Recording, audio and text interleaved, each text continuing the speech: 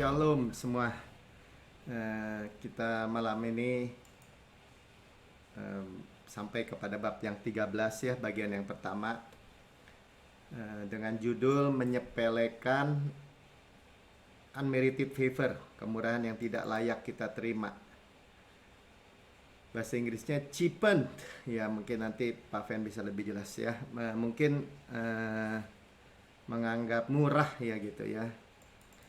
Dan nggak ada orang yang suka disepelekan, ya diremehkan, dipandang rendah, ya manusia tuh nggak suka. Tapi yang kita perhatikan hari-hari ini di gereja banyak orang atau lebih khusus mafia agama menyepelekan Yesus ya, anak Allah, menyepelekan, meremehkan Kristus, seolah-olah salib itu nggak bawa perubahan apa-apa. Itu yang kita harus tahu ya. Padahal minggu lalu kita dengar tentang klausa utama dan terakhir perjanjian baru kasih karunia, yaitu Tuhan I will ya, aku akan ya, I will tuh aku akan tidak akan mengingat, artinya melupakan semua dosa dan kesalahan-kesalahan kita. Nah,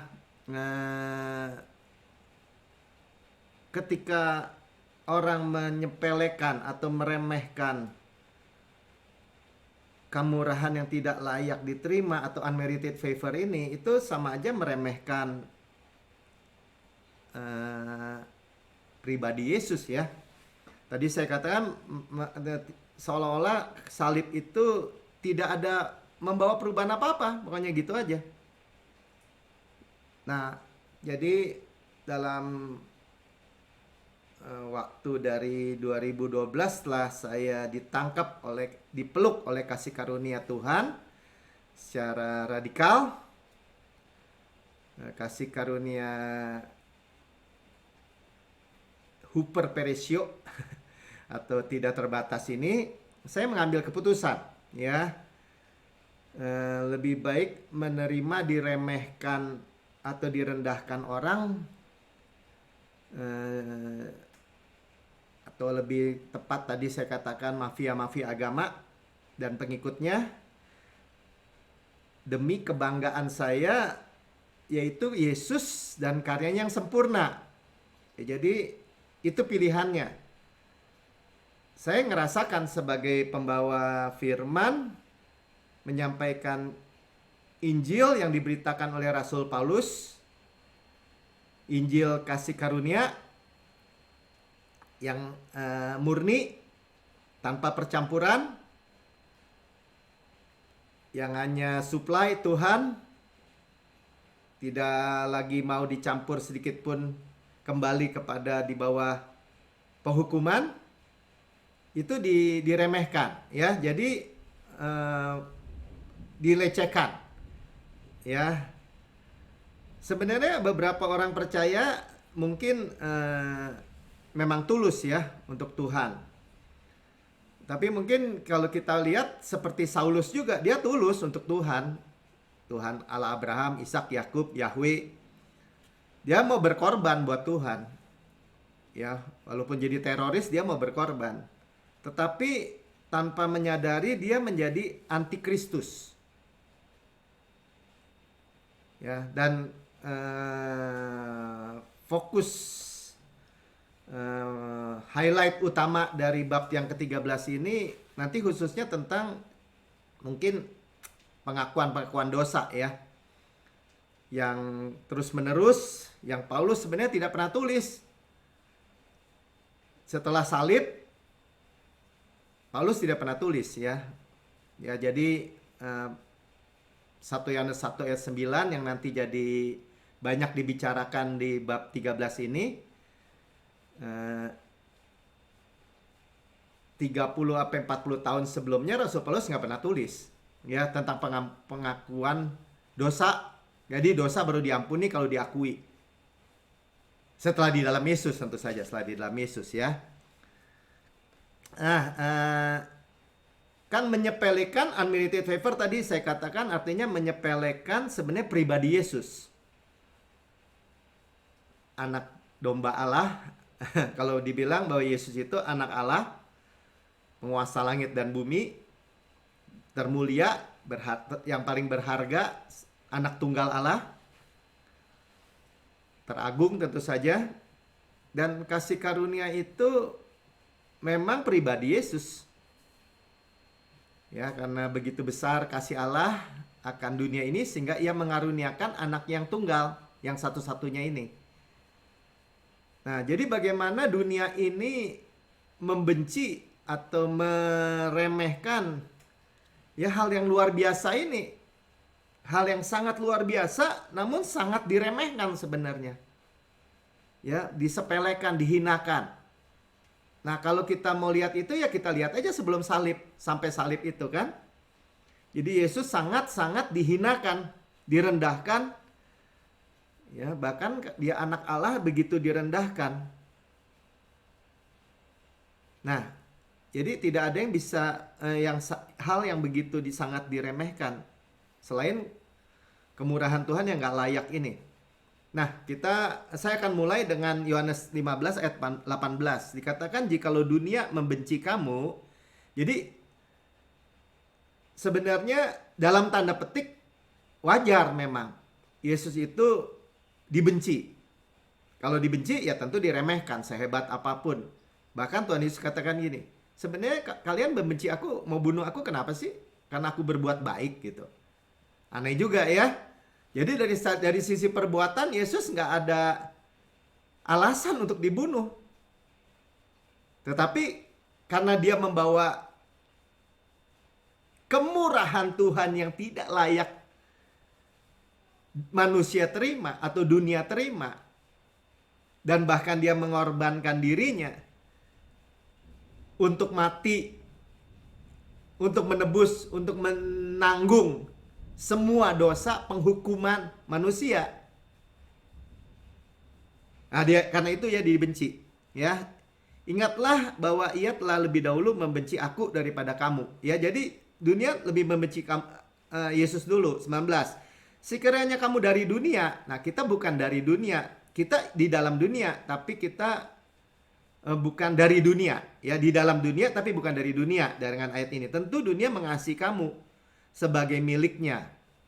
Nah, ini jadi kita bisa menangkap sedikit petunjuk ya. Kenapa orang begitu membenci kasih karunia? Karena nggak cocok memang dengan dunia. Dunia taunya lakukan baik, dapat baik. Kalau salah harus dihukum. Kalau salah harus dihukum. Kalau bisa dimatiin gitu.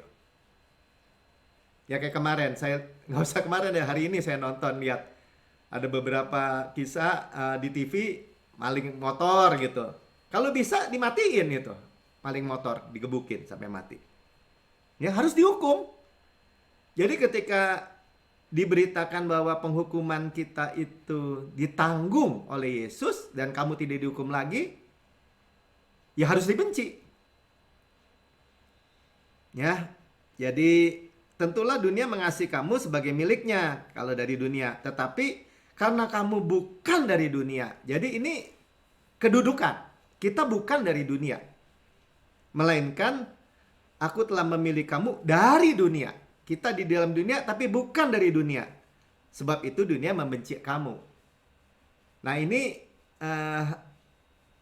kita bisa pahami kenapa ya begitu hal yang begitu sangat luar biasa ini kok dibenci atau diremehkan. Karena diremehkan ya deket lah sama dibenci. Nah sama aja ketika orang Israel juga makan mana. Roti mana itu enak. Kan mana itu roti Yesus tuh. Roti yang turun dari surga, roti hidup Yesus. Tapi disebut di situ disebut di Alkitab ya. Saudara bisa cek. Para bajingan itu dikatakan bahwa ini roti ringan. Jadi diremehkan roti ringan itu ya artinya. Jadi kalau saudara sekarang sudah begini, oke, saya memilih terima kasih karunia Yesus yang radikal atau yang super abound, yang tidak terbatas ini. Hyper peresio, tidak terbatas. Saudara siap? Ya, anak saya tanya, Pih, waktu dia kuliah, kita baru terima kasih karunia seperti ini. Apa sih resikonya kalau kita percaya kasih karunia seperti ini? Implikasinya yang pertama, kamu menerima supply dari Tuhan. Tapi resikonya di hadapan dunia, orang nggak terima kalau kita berhasil atau sukses di pandangan mereka karena bukan kerja keras gitu. Pasti orang iri, saya bilang. Ya, artinya melalui kejadian anak saya menerima suatu semacam gini, tuh kan, bener juga ya. Misalnya di akhir waktu dia kuliah, saya dengar dia cerita, Pipi, kata teman-teman aku, lu pasti lu di rumah, katanya gitu ya. Ini teman-teman yang ngomong kan, pasti belajar terus tuh, lu pasti nerd katanya, kutu buku, nggak mungkin loh, ya, karena dia tahu semester 1 sampai semester 7 cum laude ya, artinya 3,9 ke atas IPK-nya. Pasti nerd, pasti nggak kutu buku lu di rumah katanya. Enggak, kata anak saya kan, enggak, biasa aja ya, jalan-jalan, makan-makan, nonton. Bohong lu katanya gitu. Nah, sampai ada temannya, dan disinilah kata-kata ini yang mengingatkan dia juga. Kenapa sih lu membuli si Mika? Dia kan nggak salah apa-apa. Nah, itu dia akhirnya menyadari ya, oh iya ya, implikasinya hanya itu aja sebenarnya. Bahwa dunia membenci karena iri. Nah, yang tidak mau terima pasti menyepelekan. Ya, seperti tadi orang-orang, ada sebagian besar orang Israel, bukan sebagian besar ya, beberapa orang Israel yang disebut di Alkitab itu bajingan, itu menganggap roti mana yang turun dari surga setiap hari itu, yang adalah gambaran Yesus, itu roti ringan, dia bilang. Nggak ada, ya kapas saja gitu. Padahal di ayat yang lain saya baca itu roti madu. Gandum terbaik dari surga yang diolesi butter, artinya mentega dari Tuhan tuh, dan madu dari gunung batu. Nggak ada yang lebih enak dari itu menurut saya, roti malaikat. Nah, jadi sekarang kita orang Kristen, jadi iblis sangat membenci nih. Kalau bisa orang Kristen menganggap kasih karunia itu sampah. Ah, itu ajaran sampah tuh. Sesat tuh. Ya, karena dia memutarbalikkan Injil ini. Dia menghasut seperti menghasut Hawa. Emang Tuhan segitu baik? Enggak lah, pasti Tuhan pelit tuh. Stingy, pelit ya. Pasti nahan sesuatu buat kamu. Nah, itu yang disampaikan iblis melalui mafia-mafia agama. Jadi melecehkan Injil, menepis, saya selalu katakan menepis karya sempurna Yesus. Sempurna itu seperti Leonardo da Vinci membuat, maestro pelukis membuat lukisan Mona Lisa. Masterpiece. Ya nggak sempurna sih, tapi mungkin di dunia lukisan udah perfect lah. Mahal harganya. Nah, kalau itu saja karya masterpiece itu kita tambahin tai lalat misalnya. Ya, saya ada tai lalat nih di sini. Ya. Tambahin lah biar lebih cantik, lebih bagus. Rusak, saudara. Ya, jadi kita harus memutuskan di sini. Saya sudah memutuskan sejak mendengar kasih karunia ini, karena meremehkan itu akhirnya menepis. Akhirnya iman jadi sia-sia. Kita kasih karunia iman, kebenaran iman. Iman jadi sia-sia kenapa? Karena lawannya iman adalah melakukan melalui diri sendiri. Janji jadi batal. Itu nggak ada hal yang lebih mengerikan sebagai orang Kristen menurut saya. Kalau janji-janji Tuhan yang Tuhan sudah bayar di kayu salib, sempurna, lengkap, total, utuh, mencakup segala aspek, itu batal. Dan saya juga selalu sering ingatkan, kalau Kristus itu tidak berefek, nggak ada efek. Bayangin saudara, Kristus sudah bayar segitu mahal, nggak ada efeknya buat kehidupan kita. Dari mana? Masa Tuhan Yesus yang ngasih, terus Tuhan Yesus yang ngambil? Ya dari orang-orang yang terpengaruh atau yang lebih jahat sih yang ngajar sebenarnya. Menyepelekan, menganggap nothing gitu. Menganggap remeh karya sempurna Yesus.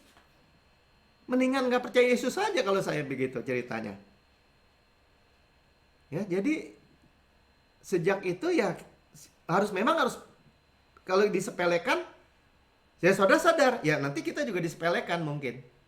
Mana lo, gue liatin lo. Katanya lo percaya lo, absolut mutlak gitu ya. Katanya lo percaya, gue lihat lo, mana lo. Lu katanya lu dimudahkan lagi, gue lihat lo. Nah kan paling gitu. Kita ditungguin sama orang. Kapan jatuhnya? Saya kasih tahu aja. Ya makanya kita harus ambil keputusan. Seperti Paulus, seperjalanan seperti Rasul Paulus kalau saya katakan. Kalau seperti itu saya nggak malu sama Injil. Ya saya juga nggak malu. Saya tidak frustrasi. Saya tidak frustrasi.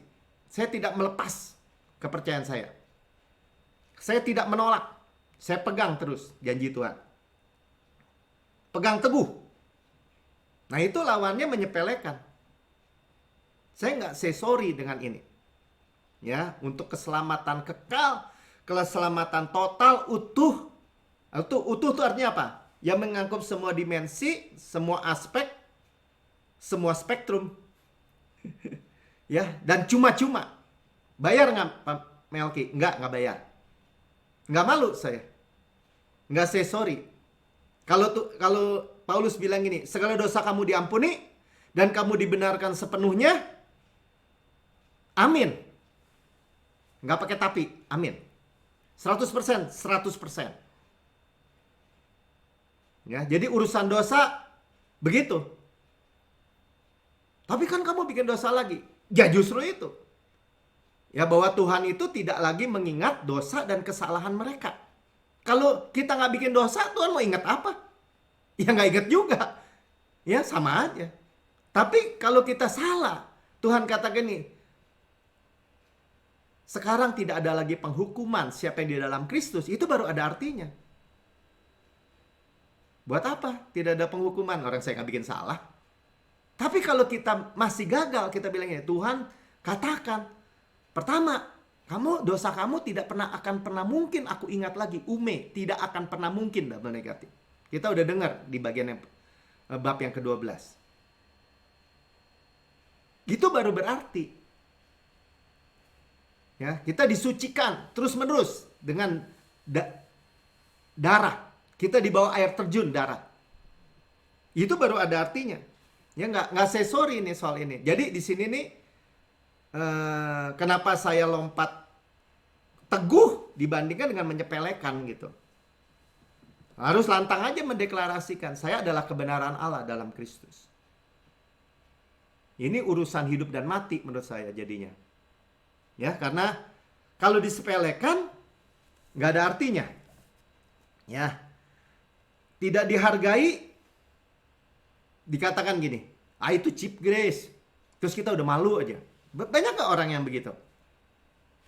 Pengalaman saya sebagai gembala dari 2012, 2013 ya. Banyak ternyata. Baru nih ngomongin gini. Lu gerejanya jadi mana? Oh, di GCB tuh ya. Yang hyper grace tuh ya. Kapan tutupnya tuh? Langsung malu. Malu. Ya. Nah itu sebenarnya mesti malu yang menghina salib. Kita nggak usah malu. Ada teman anak saya juga gitu. Ceritanya. Mik, bapak lu gerejanya masih buka? Masih ada tiap minggu. Kok bisa ya? Nah misalnya gitu. Ya malu pokoknya. Ya, jadi dunia itu membenci kita itu udah default, saudara. Saudara nggak bisa gini, udah kita damai dengan dunia, nggak bisa. Nggak cocok. Saya udah pernah tanya sama Tuhan, Tuhan kenapa kasih karunia itu begitu ringkih? Jadi saya lihatnya gitu, kok ringkih Tuhan? Kayak kaca gampang pecah.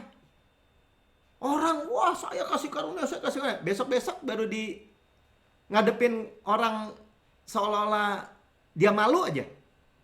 Hilang aja. Saya sih nggak takut, nggak malu. Biarin aja. Kenapa? Tuhan bilang gini, enggak, kasih karunia mah kuat, kasih karunia mah pribadi Yesus, anakku. Manusia lebih kompatibel, daging ini lebih kompatibel dengan hukum Taurat. Lakukan baik, dapat baik. Lakukan salah, jahat, dapat hukuman. Itu lebih cocok. Makanya nggak usah heran. Ya, saudara belajar nih. Kita belajar. Ya, jadi gimana kalau kita udah teguh? Sekarang kita udah dengar ya. Kita udah nggak malu. Teguh, lantang berkata, saya adalah kebenaran Allah dalam Kristus. Itu apa pondasinya? Apa dasarnya? Itu dasarnya daripada kepercayaan yang benar pasti menghasilkan kehidupan yang benar, ya, pasti menghasilkan produce right living, ya. Tuhan Yesus sampai jelaskan, sampai tegas ya, jelaskan di dalam Yohanes 8 ayat 32. Dan kamu akan mengetahui kebenaran. Dia bicara kepada orang ahli Taurat, orang Yahudi, ahli Taurat, khususnya orang Farisi, pemuka-pemuka agama. Kamu mengetahui kebenaran. Dan kebenaran itu akan memerdekakan kamu. Ya, ini pasti bukan bicara tentang kebenaran hukum Taurat melakukan atau pekerjaan melalui hukum Taurat. Ya, saya ulangi ya. Iman, kasih karunia itu iman, kebenaran iman. Hukum Taurat itu kebenaran perbuatan. Jadi Tuhan Yesus bicara tentang apa? Kebenarannya Yesus. Kebenaran hadiah, sama-sama katakan. Itu yang memerdekakan kita. Sekarang kita boleh cek and recheck, apalagi zaman begini. Bahkan banyak, bukan hanya jemaat ya, pendeta-pendeta yang stres hidupnya, yang hidup di bawah, sampai makan obat penenang nggak bisa tidur. Ya itu intermezzo aja. Ya, jadi percaya benar, sama-sama katakan. Saya percaya, inilah, saya udah bilang. Saya berani katakan nih, di depan video juga ya, di YouTube. Kalau Injil kasih karunia super abound atau tidak terbatas, orang bilang hyper grace ini, hyper peresio ini masih salah, masih tidak benar gitu ya dalam tanda petik. Saya nggak tahu lagi itu kekristenan. Saya nggak tahu lagi kekristenan itu apa. Apa bedanya sama agama? Pasti mati neraka. Kalau ya, tetapi kita dengan tegas katakan kebenaran hadiah, sama-sama katakan kebenaran hadiah, ya. Jadi 2 Korintus 5 ayat 21 kita bilang kan, saya ada kebenaran Allah dalam Kristus. Jadi bukan harus melakukan sesuatu. Ya, kalau membual, jadi menyepelekan itu juga membual, ya seperti orang Yahudi, Israel keluar dari tanah Mesir, dikeluarkan oleh Tuhan, out, mau dimasukin in Kanaan, membual. Ko aser, deber, Adonai, naase, segala yang kau perintahkan pasti kami dapat lakukan. Jangan perhitungkan kebaikanmu aja, kemurahanmu aja, tapi perhitungkan juga kebaikan kami, kesetiaan kami. Entah kami mau diberkati atau kami mau dihukum. Nah, kira-kira begitu, ya. Itu sama aja merendahkan, meremehkan kasih karunia. Karena selama ini mereka keluar bukan karena mereka baik, bukan mereka budak, beribadah juga nggak ada waktu mereka beribadah. Hanya karena kemurahan Tuhan. Ya, jadi sadar dosa, continue minta ampun, fokus kepada dosa. Ini sebenarnya tidak nanti kita lihat ya, tidak membebaskan sama sekali siklus dosa atau siklus kekalahan. Ya, tapi ini adalah kepercayaan yang salah. Inilah kepercayaan yang salah, inilah yang menyepelekan kasih karunia, unmerited favor. Efesus 1 ayat 7 katakan seperti ini, sebab di dalam Dia, di dalam Yesus, Oleh darahnya kita beroleh penebusan. Udah hanya oleh darahnya aja. Yaitu pengampunan dosa. Oleh darahnya yang kontinu karena darah anak domba Allah tidak pernah habis, tidak pernah berhenti seperti air terjun. Berarti jangan ngomong lagi soal, ya tapi Pak, kan buat apa HP aja ada kadaluarsanya, ada waktu masa berlakunya. Ya, bisa habis kuotanya. Nggak ada. Menurut kekayaan kasih karunia-Nya. Makanya dikatakan kasih karunia juga super abound, tidak terbatas. Kasih karunia itu tidak terbatas. Saudara nggak bisa. Jadi gini, saya mau terima kasih karunia separuh aja. Nggak bisa. Terima atau tidak terima. Jangan buat batas waktu jadi ya. Jadi jangan mau diputar balik, jangan mau dihasut sama iblis. Ya, karena menukar ikatan perjanjian tuh sama aja bundir, bunuh diri. Wah, masuk neraka Pak. Bukan soal masuk neraka. Nggak ada gunanya. Artinya Kristus tidak berefek gitu. Nggak ada gunanya Kristus. Mati di kayu salib, dicambukin, diludahin, nggak ada gunanya. Saudara beriman nih kepada Yesus. Zong. Sia-sia. Saudara ngomong, wah saya percaya janji Tuhan, perlindungan Tuhan. Batal. Udah bahasa terang aja. Jadi kita harus cek and recheck. Kita tentukan mana yang benar. Mengakui semua dosa kita dengan komplit atau sempurna. Korbannya kita gitu yang akui, yang kejar-kejar dosa. Satu korban saja. Yang sempurna yaitu Yesus. Ya, lagi pula, nah sekarang nih yang di buku ini saya sampein aja. Jadi lagi pula orang yang percaya harus dosa itu harus dia selesaiin sendiri, harus kejar-kejar sendiri, harus jadi gini, ya masa lalu iya, itu justification. Tapi berikutnya harus beresin sendiri. Definisikan apa itu dosa, apa itu nggak dosa. Akui satu persatu, baru diampuni. Ya faktanya yang percaya yang kayak gitu, ini percaya tradisi ya. Tradisi itu artinya apa? Semua agama juga begitu. Jangan kata agama, di penjara juga gitu. Mengaku nggak? Mengaku nggak kamu maling? Sama aja. Nah yang kayak gitu itu, tadi saya udah katakan, hanya melanggengkan siklus dosa. Dan sebenarnya juga disepelekan juga. Kalau nggak, ya harusnya tiap detik dong. Tiap menit, tiap saat. Harus bikin laporan singkat katanya. Ya. Jadi gimana? Ya habis. Saudara, kalau nggak digini juga. Saudara pernah khawatir nggak? Yang dengar di YouTube mungkin ya. Kalau udah pernah khawatir, sebelumnya saya bacain dulu ya. 1 Yohanes 1 ayat 9 nih. Pasal ini banyak mengupas tentang ini ya. Jika kita mengaku dosa kita, maka ia adalah setia dan adil sehingga ia mengampuni segala dosa kita dan menyucikan kita dari segala kejahatan. Ya dia Rasul Yohanes ini ngomong kepada siapa? Kepada orang yang belum percaya. Kalau kamu berkata kamu nggak ada dosa, kamu menipu diri sendiri. Orang kelompok seperti apa yang menyusup di gereja waktu itu? Gnostik. Nggak percaya surga, nggak percaya neraka. Christian Science tuh kayak gitu kalau hari-hari ini. Jadi Yohanes bilang gini, tapi kalau kamu mau menjadi kawanan bersama kami, kamu akui ada dosa, ada. Tapi kalau kamu akui bahwa kamu orang berdosa, kamu ada juru selamat. Ya, ketika kamu percaya juru selamat, dia akan mengampuni segala. Segala itu ya segala all.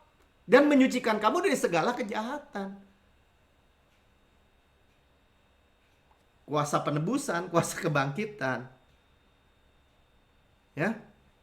Tapi kalau mau ngotot, ya kepaksa disampaikan. Roma 14 ayat 23 misalnya ya. Tetapi barang siapa yang bimbang kalau ia makan, ia telah dihukum karena ia tidak melakukannya berdasarkan iman. Jadi segala sesuatu yang nggak berdasarkan iman dibilang adalah dosa. Jadi kalau orang yang mau ngotot harus kejar dosa, mereka sebenarnya juga meremehkan atau menyepelekan 1 Yohanes 1 ayat 9. Itu poinnya. Karena apa? Karena mereka pun tidak mengakui seperti yang diperintahkan. Ya tiap detik dong. Khawatir dikit, Ngakui, hati-hati dikit-dikit. Karena apa? Karena segala sesuatu tanpa iman adalah dosa. Ya, kalau kita tahu berbuat baik tapi tidak melakukannya, Yakobus 4 ayat 17, ya. Jadi jika seorang tahu bagaimana ia harus berbuat baik tetapi ia tidak melakukannya, ia berdosa. Ya harus, ya bahkan misalnya orang berjalan di jalan tol nih, jalan di bahu jalan ya dosa. Lari 120 km per jam ya dosa, orang batasnya 80. Ya, kenapa? Karena itu yang baik. Pemerintah udah kasih peraturan, tapi tidak melakukannya. Apa diminta ampun? Ya, belum lagi dibilang kepada orang Farisi ahli Taurat, Tuhan Yesus juga bilang, kamu diberi banyak, dituntut banyak loh. Ya, Lukas 12 ayat 48. Tapi barang siapa yang bagian B aja, setiap orang yang kepadanya banyak diberi, kepadanya banyak dituntut. Jadi pakai hukum Taurat ya dituntut. Makin banyak tahu, makin ahli, makin banyak dituntut. Nah, makanya kalau Pastor Prince ya saya juga sama. Ya kalau begitu ya jangan banyak tahu, jangan deket-deket. Dan kepada siapa yang banyak dipercayakan, daripadanya akan lebih banyak lagi dituntut. Saudara mau pakai hukum ini, tuntutan. Nggak mau saya. Kalau mau dibanyak gitu ya konsekuen. Ya, jadi faktanya mereka banyak menyepelekan keduanya, baik kemurahan yang tidak layak maupun pengakuan dosa. Ya, sampai situ aja lah mungkin ya, karena waktunya. Ya, saya mau sampaikan bahwa sama aja ya, yang menyepelekan kasih karunia juga ternyata menyepelekan pengampunan pengakuan dosa yang terus-menerus. Ya, karena juga standarnya hukum Taurat itu standarnya sempurna. Saudara nggak bisa bilang gini, ya saya akui, saya sudah dapat-dapatnya akui. Kalau yang kelewat masuk neraka ya, oh jangan dong, ya jangan. Ya pasti takut juga. Tuhan Yesus memberkati sampai situ.